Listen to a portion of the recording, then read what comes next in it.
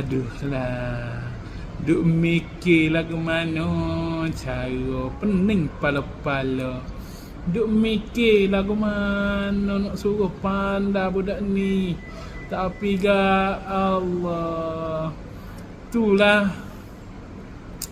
Ada dah kecek dengan saing baru ni. Oyak 3W ni moting gapo. Oh, kita je sungguh budak.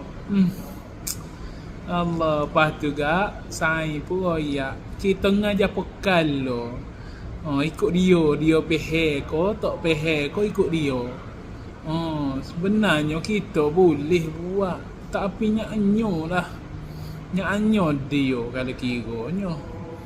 Dia nak ambil UPKK. Oh, nanti ni dia nak ambil UPKK. Soh dah dia. Au. Adulah, nak buat ran.